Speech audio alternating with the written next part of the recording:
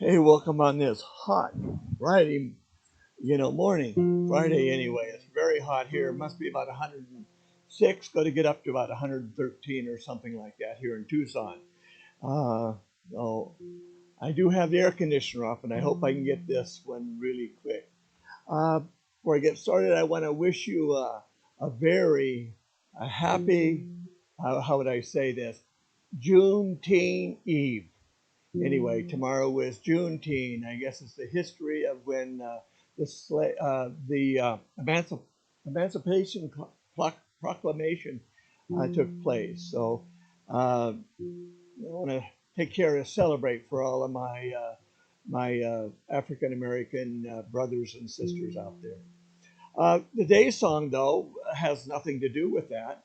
It's actually a Scottish song that is, wow, steeped in history, which I will try to cover some of that in the end. And I used to sing the chorus quite a bit as a youngster. So you will know it right away. So please sing out. Makes it all that much better. Here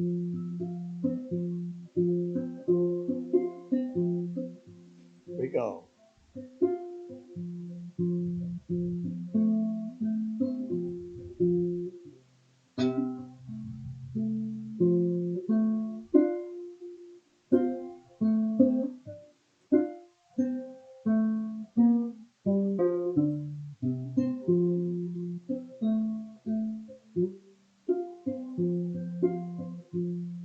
By yon bonny banks and by yon bonny brae, where the sun shines bright on Loch Lomond, where me and my true love will ever want to be, on the bonny, bonny bank of Loch Lomond.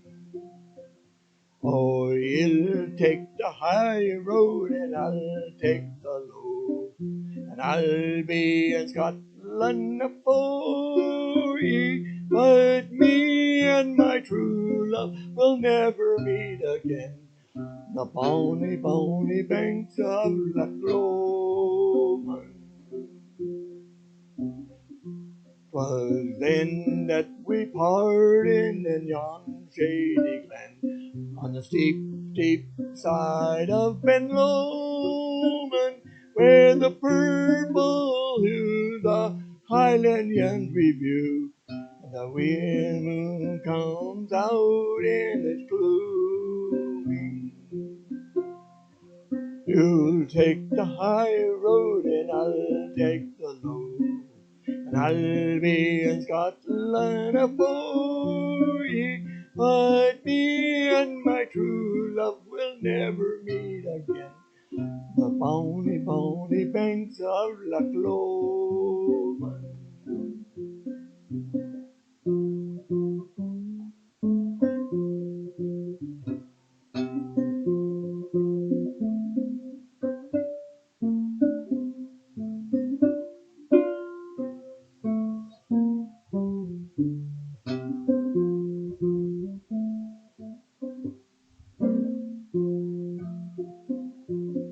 Wee birdies sing and the wildflowers ring, and in sunshine the waters are sleeping. But the broken heart can know no second spring again, though the woeful may cease, pray their grieving. You take the high road and I'll take the low road, and I'll be in Scotland afore ye, but me and my true love will never meet again. The bonny, bonny banks of Loch Lomond.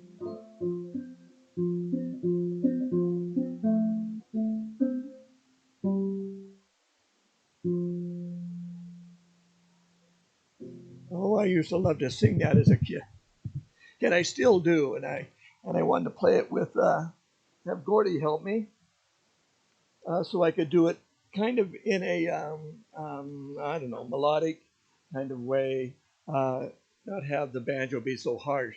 Well, just to give you some of the history, and I got this off of YouTube, off of uh,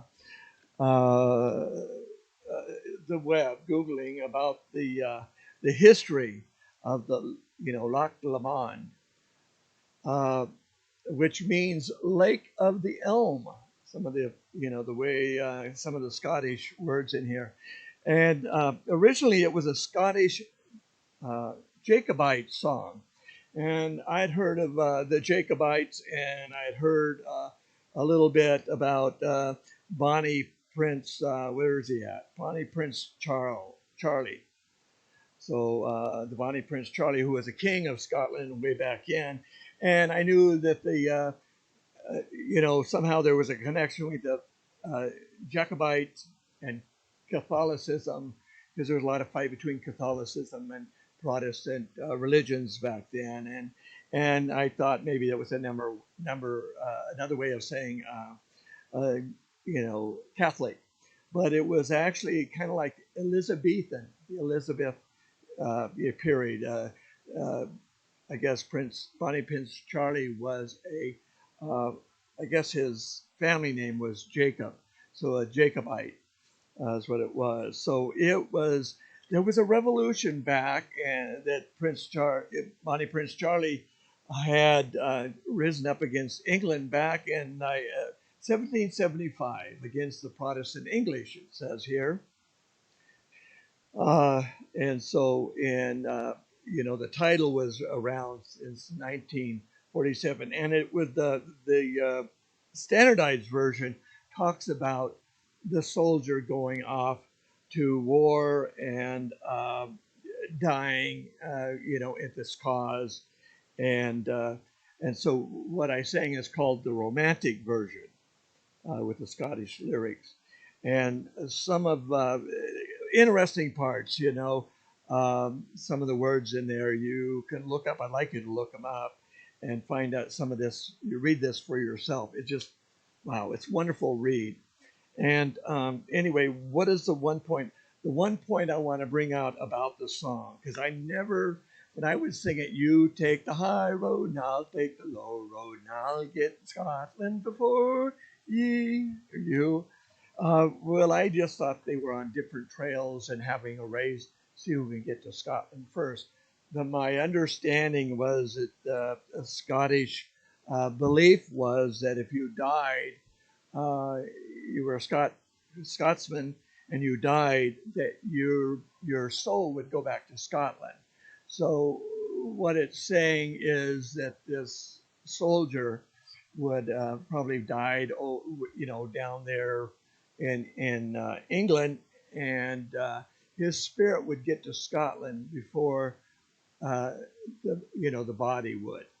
Uh, so that's an interesting part that I never knew. So otherwise, I think with the context, you can kind of figure a little bit what it's out. And but please, this stuff is. I mean, it just bubbles up inside me when I think about some of the history and some of the movies I've watched. Where I've picked up some of these words, but I didn't know what they meant. Kind of like a little toddler, I uh, made up my own meanings of what I thought. But so it's wonderful to go back and have a read. Um, but again, it was probably penned way back in somewhere around 1775, 1745. The title was around in 46. It was in 1876. A Scottish poet and folklorist had put some words to the title. His name was Andrew Lang. Anyway, and it was first published in Vocals and Melodies of Scotland in 1891. So that gives you a little bit of where the song and the version that we have come from. So anyway, if you are in a hot area, in fact, I was talking to a person in I'm digressing, from the history and everything. Talking to with someone in where was she at? In California, Barstow, California, And, you know, yesterday afternoon, and I said, what's the temperature? She said, oh, it's 105. I said, well, ours is about 110, you know, so yeah, you're in the cold place, you know, and so she had to laugh that it has been hot here. And there's a lot of fun stuff on Facebook about, you know, how hot it is, you know. So anyway, hope you enjoyed the song. I hope you keep cool if you're in a hot place, and I hope you enjoyed the tune and the reminisce and the history here. And until another time, you take care. And again, happy Juneteenth tomorrow. God bless you all. Bye.